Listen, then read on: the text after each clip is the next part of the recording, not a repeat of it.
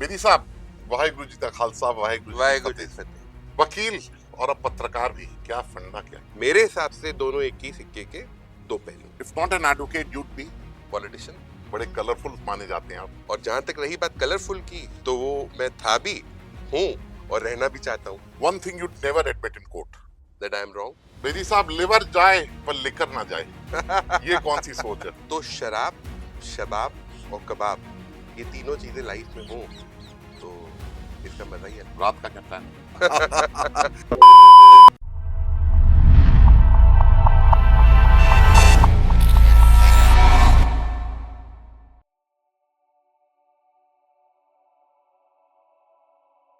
Hello everyone, good evening and welcome to Indie Talk Show. मैं हूं आपका host Charanpreet Bagga और आज हमारे साथ हैं लखनऊ की आन बान शान और आज के मेहमान सरदार चरणदीप सिंह बेदी। चरण is a renowned lawyer and a big name in Lucknow. He is a dear friend and a brother from another mother. Thank you so much for having me on your show. Bedi साहब, वाहेगुरु जी का खालसा, वाहेगुरु जी की वाहेगुरु जी फतेह. की फतेह। बेदी साहब, you were a pilot before becoming an advocate. Why the change all of a sudden? तो मैं आपको बताता हूँ कि जिस प्रोफेशन में मैं अब हूँ वो मुझे बिल्कुल भी पसंद नहीं था। मैं एक बार क्लास 10th में था और मैं कचहरी गया अपनी मार्कशीट के लिए। मुझे कोई एफिडेविट बनवाना था, जिसको मैं बनवाने जब पहुंचा तो वहाँ का जो माहौल देख के मैंने ये सोचा लाइफ में कुछ भी करूँगा बट इस प्रोफेशन में नहीं आऊँगा। But today I am into this profession only. तो पायलट जब मैं बन गया और मैं फ्लाइंग कर रहा था, मैं अपने घर आया। मेरी माता जी कभी भी नहीं चाहती थी कि मैं फ्लाइंग करूँ। तो मैं वापस आया लखनऊ और लखनऊ आके मैं घर पे रहता था। काफी डिप्रेशन का स्टेज आ गया। एक दिन की बात है, मेरी माताजी ने कहा एमबीए कर लो या फिर वकालत कर लो। मेरे खानदान में कोई वकील नहीं था, मेरे बैकग्राउंड में कोई वकील नहीं था। Nobody was there, but I must say that's all about destiny. तो मैंने एलएलबी का फॉर्म फिल किया और मैंने परस्यू करना शुरू कर दिया। And then it's all about destiny as I said. You are 38, a lawyer to 90% of the banks and 90% of the developers, builders. Bedi साहब, ऐसी कौन सी आपने चक्री घुमाई कि सारे वकील बैठ गए और आप आगे आ गए इस इतनी छोटी सी उम्र में? नहीं, चक्री मैंने कोई नहीं घुमाई। मैंने हार्ड वर्क पे बिलीव किया। I faced lot of troubles and hindrances when I started my career. As जब कहीं गए काम नहीं मिला, बहुत मुश्किलें हुई, बहुत मुश्किलें हुई। काफी दिनों तक काम नहीं मिला, बट काफी हार्ड वर्क किया। और सब वकील भाई साथ में हैं, सब अपना अपना काम कर रहे हैं और मैं भी अपना काम कर रहा हूँ, जिसकी वजह से काम बढ़ रहा है और सबके साथ एसोसिएटेड होता चला जा रहा है। बड़ी रंगीन माने जाते हैं आप, बड़े कलरफुल माने जाते हैं आप, लोग आपको बड़े कलरफुल नजरिए से देखते हैं। मेरे पास कई लोग आ चुके हैं, कहते हैं कि हम उस ज्योतिष को अपना हाथ दिखाना चाहते हैं जिस ज्योतिष ने बेदी साहब का हाथ देखा कि उनके हाथ में वो लकीरें हैं कि नहीं है। जब मैंने बोला कलरफुल, तो रिचा आपकी wife, your better half, is it love marriage, love cum arrange marriage और अरेंज्ड मैरिज? लव तो होना ही था। लाइकवाइज यू सेड कि कलरफुल है, तो लव तो होना ही था। And then it turn into arranged and it is love cum arrange. और जहां तक रही बात कलरफुल की, तो वो मैं था भी, हूँ और रहना भी चाहता हूँ। क्या बात है, क्या बात है। आपके लिए रियल लाइफ जज कौन है? मेरे लिए रियल लाइफ जज मेरे वाहेगुरु जी हैं, जो मुझे हमेशा एक बात दिखाते हैं। और मैं जो भी करता हूँ और आज तक मैंने जो भी किया है, उसमें मेरे को वाहेगुरु जी ने, मेरे भगवान ने, मेरे गॉड ने हमेशा हेल्प किया है और मुझको सही राह पे सही दृष्टि मार्ग दिया है। अगर आपको एक नया कानून बनाना हो तो बेदी साहब आपको क्या लगता है, जो मैं समझ पा रहा हूँ क्या वही? न, ऐसा ऐसा ऐसा कुछ भी नहीं है। आप बहुत कुछ समझ लेते हैं मेरे बारे में। वो आप मेरे भाई जैसे हैं, इसलिए आप कुछ भी समझ सकते हैं, आपके पास पूरे राइट्स हैं। पर मैं आपको बताऊं, कानून हिंदुस्तान के बहुत बढ़िया है। अभी रिसेंटली मैं विदेश होके आया हूँ। आप तो जाते ही रहते हैं, मेरे को तो कम अपॉर्चुनिटीज मिलती हैं जाने की। तो विदेश के कानून और हमारे कानून में बहुत डिफरेंसेस हैं और हमारे कानून बहुत अच्छे हैं, बहुत फ्लेक्सिबल भी हैं सबके लिए। पर मैं अगर कोई अमेंडमेंट की आप बात कर रहे हो, तो मैं अमेंडमेंट ये सिर्फ चाहता हूँ कि फैसला तुरंत हो जाए और जो एग्रीव्ड है जो लोग परेशान हैं कचहरी में वही जाते हैं, उनके केसेस लिंगर ऑन होते हैं, जिससे उनको एक रिजल्ट नहीं मिलता, आउटपुट नहीं मिलता, जिसकी वजह से पेंडेंसी बढ़ती जाती है और लोग परेशान होते जाते हैं। तो अगर फैसला ऑन स्पॉट जिसे कहते हैं, अगर वो मैकेनिज्म यहाँ पे भी अडॉप्ट कर ले India, then it will be wonderful.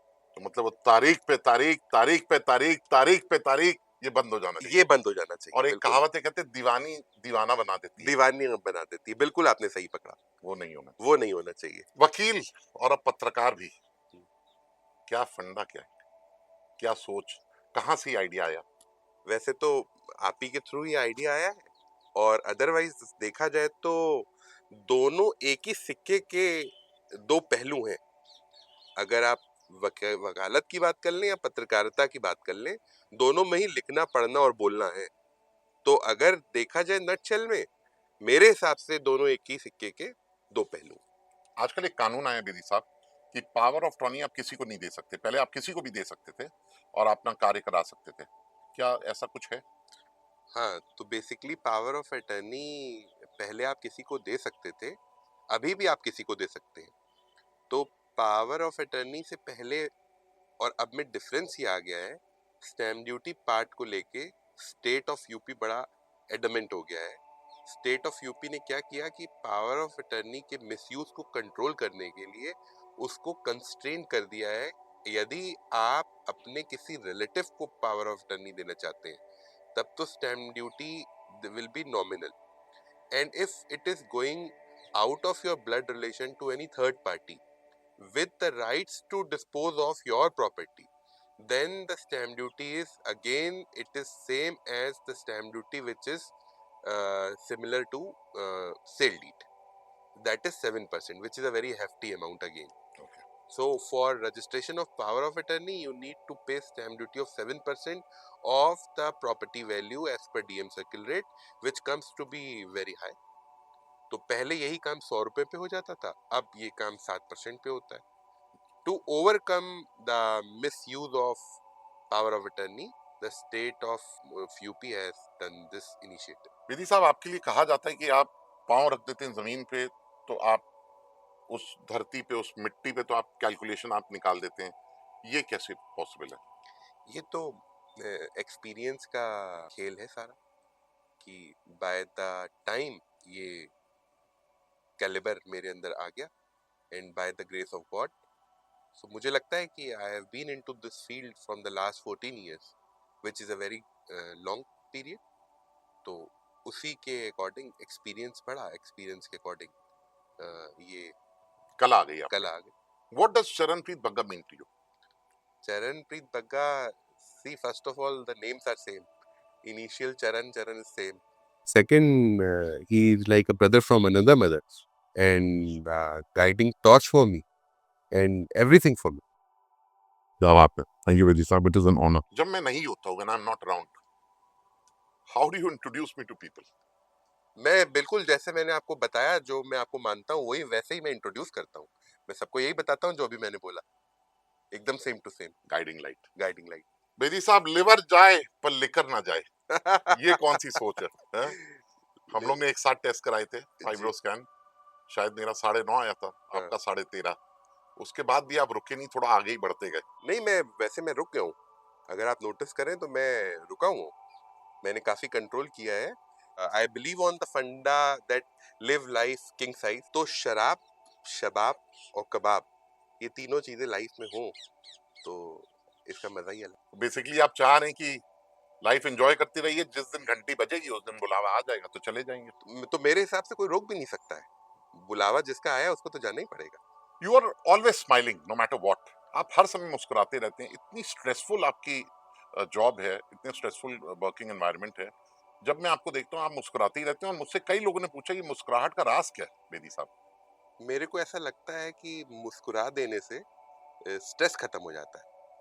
तो मुस्कुराहट स्ट्रेस बस्टर का काम करती है, और जब जब मैं आपको भी मुस्कुराते हुए देखता हूँ तो मुझे बहुत खुशी मिलती है। तो मैं वो एज्यूम करता हूँ कि अगर मैं मुस्कुराऊंगा तो लोगों को भी खुशी मिलेगी और स्ट्रेस बस्ट हो जाएगा। इसलिए मैं ट्राई करता हूँ कि मैं मुस्कुराता रहूं। What is your core belief system? इंसानियत, ह्यूमैनिटी, मुझे लगता है कि इंसानियत से बढ़ के और कोई बिलीफ है नहीं लाइफ में किसी के लिए भी, और अगर इंसानियत है तो सब कुछ है। आप बड़े मशहूर हैं अपनी लीगल फ्रेटर्निटी में फॉर वन लाइनर्स। हम्म। कोई एक वन लाइनर सुनाएंगे बेदी साहब? एक मेरी बड़ी ही मशहूर है, उसको मैं सुनाना चाहता हूँ आपको। पंच भी हम है, पंचायत भी हमारी है, फैसला भी हमारा ही होगा। पंच भी हमें, पंचायत भी हमारी है, फैसला भी फैसला हमारा भी होगा। हमारा होगा। और उसके बाद अगर, उसके बाद अगर नहीं मानोगे तो घाट तक छोड़ के आएंगे। क्या बात है, क्या बात है। ऐसा कोई केस बेदी साहब that made you think why did I even agree to this, but you did agree, but आपके माइंड में ऐसा थॉट आया कि व्हाई डिड आई एग्री? मैंने आपको अभी थोड़ी देर पहले बोला था कि I believe on this thing God very much. तो अभी तक ऐसा कुछ हुआ नहीं, ऊपर वाले ने कभी ऐसा कोई काम आने नहीं दिया, ऐसा कोई केस आने नहीं दिया कि जिससे मुझे लगे कि मैंने ऐसा क्यों लिया, ऐसा काम क्यों करा। वो भगवान हमेशा आ जाते हैं बीच में और आके सारी चीजों को सिंप्लीफाई कर देते हैं, तो कभी ऐसा लगा ही नहीं मुझको। आप कचहरी कम जाते हैं, कोर्ट कम जाते हैं, मेरे ख्याल ऑफिस से ज्यादा ऑपरेट करते हैं। How many lawyers do you have in your office? हम team of how many lawyers? I have 45 plus lawyers as on date with me, associated with me, जो मेरे लिए अथक प्रयास करके बेस्ट रिजल्ट्स ला के देते हैं और मेरा फर्म को सक्सेस दिलाते हैं और सक्सेसफुल हम काम कर लेते हैं। आप प्रॉपर्टी के लॉयर हैं यस। बेसिकली। एक पीछे कानून आ रहा था कि आधार को प्रॉपर्टी के साथ लिंक किया जाएगा। यस। आप कुछ दर्शकों को इस पे गाइडलाइन कुछ बिल्कुल देंगे? बिल्कुल, तो हमारे प्रधानमंत्री आदरणीय मोदी जी ये चाहते हैं कि प्रॉपर्टी एसोसिएटेड हो जाए हमारे आधार कार्ड से, ताकि सबको इजीली ये पता चल पाए कि किस इंडिविजुअल के पास कितनी प्रॉपर्टी है, कितनी ओनरशिप है। तो जो मिसयूज होता है प्रॉपर्टी की ओनरशिप का और प्रॉपर्टी के टाइटल का, उसको वो प्रोटेक्ट कर सकें, और जो इनकम टैक्स से रिलेटेड इश्यूज हैं वो भी कैटर कर सकें। इसलिए आधार से कनेक्ट करना चाहते हैं ताकि किसी के भी प्रॉपर्टी का verification and the property the one person holds can be easily identified. एक कानून आया है कि गिफ्ट डीड जो है वो कुछ 6,000 रुपए में हो जाएगी। हाँ, तो बेसिकली है क्या कि to cater this stamp duty factor, government ने, यूपी गवर्नमेंट ने बहुत अच्छा इनिशिएटिव लिया। यूपी गवर्नमेंट ने उस इनिशिएटिव में पहले, अभी जो चल रहा है इससे पहले वाले में एक जीओ निकाला था, शासनादेश निकाला था, जिसमें उन्होंने क्या किया था कि आपको हमारे स्टेट में किसी भी ट्रांजैक्शन पे 7% स्टैम्प ड्यूटी लगती है ऑफ द सर्कल रेट। अभी क्या हुआ, उस 7% को, स्टैम्प ड्यूटी को, स्टेट गवर्नमेंट ने मेयरली 5,000 रुपीज पे लाके लिमिट कर दिया।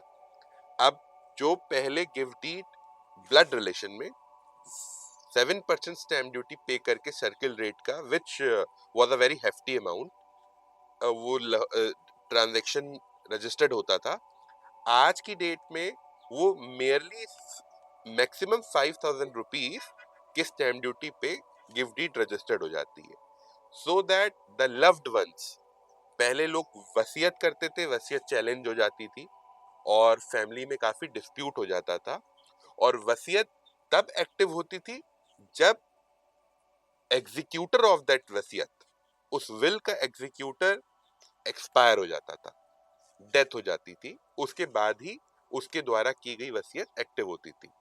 अभी गिफ्ट डीड में डिफरेंस ये है कि immediately on this particular date, if somebody is going to registrar office and transferring its property to somebody, it I meant to say the dear and near one, अपने blood blood. relative, तो वो सरकार ने relations define किए हुए अपने शासनादेश में कि माँ, माता पिता, भाई बहन, बेटा बेटी, ऐसे रिलेशन डिफाइंड है। उन रिलेशंस में ही अगर आप गिफ्ट टाइटल ट्रांसफर करना चाहते हो, एक से किसी दूसरे को प्रॉपर्टी ट्रांसफर करना चाहते हो, तो वो इमीडिएटली हो जाएगी और आपके सामने हो जाएगी, आपके जीते जी हो जाएगी, मात्र 5,000 रुपए। मात्र 5,000 रुपए की स्टैम्प ड्यूटी। ओके। ये स्टेट गवर्नमेंट ने रिलैक्सेशन दी। एक बेदी साहब पीछे ये भी सुन रहे थे कानून आ रहा है इनहेरिटेंस लॉ पे, हम्म, टैक्सेशन होगी या government certain amount of property कुछ कर सकती। ये सारी चीजें प्रपोज्ड है, अभी एक्टिव कुछ भी नहीं है, और ऐसे प्रपोजिशंस आते रहते हैं, हम लोग को भी सुनने को मिलते रहते हैं, but as such nothing is pen down as on date. Will registered होनी चाहिए तभी उसको मान्यता मिलती है, या विल अनरजिस्टर्ड होगी और मौके पे प्रोड्यूस की जाएगी बाय अ थर्ड पर्सन, वो भी will, वो होगी, right.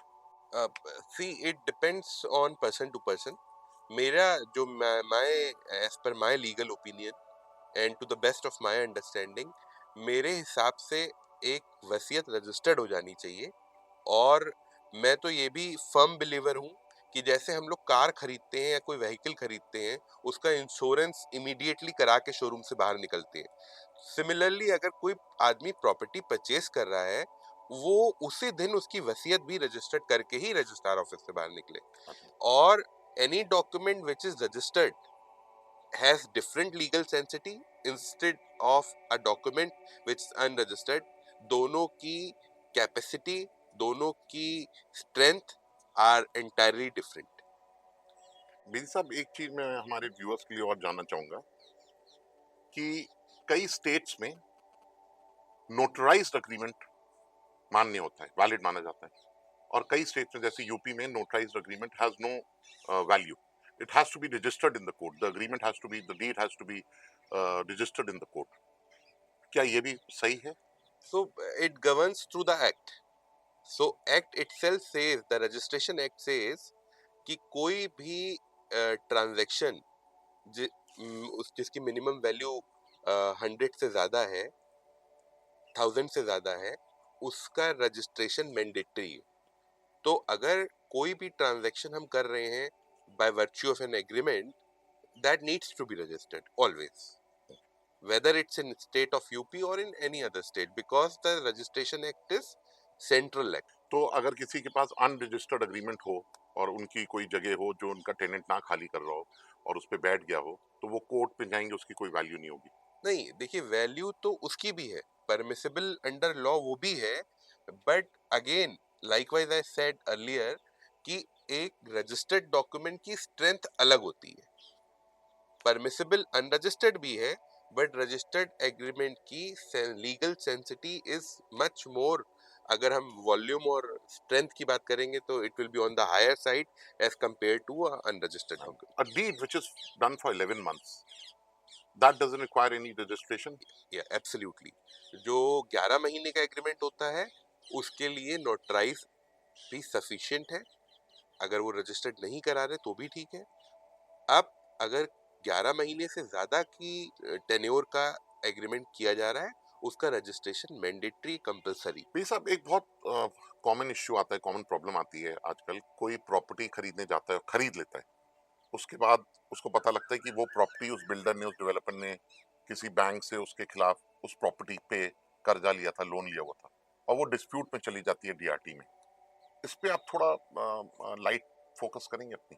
Transfer of property act जो गवर्न करता है प्रॉपर्टीज की sale, purchase and everything, that itself says buyer beware.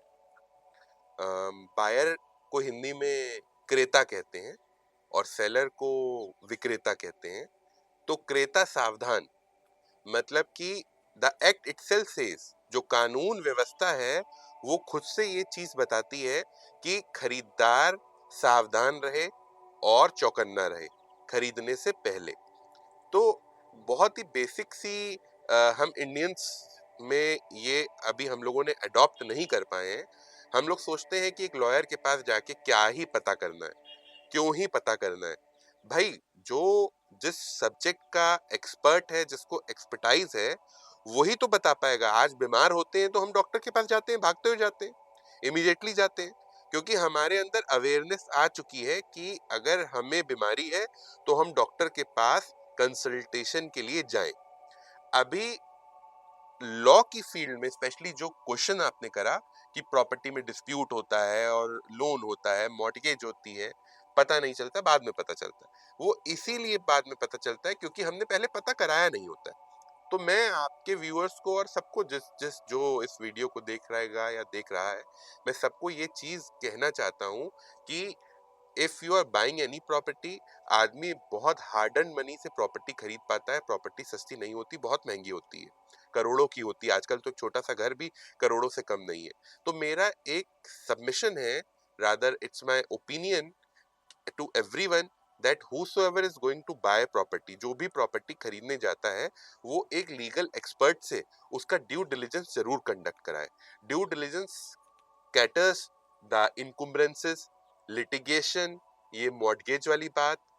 And of course if you are going to a consultant, उस वो आपको और भी चीजें बताएगा।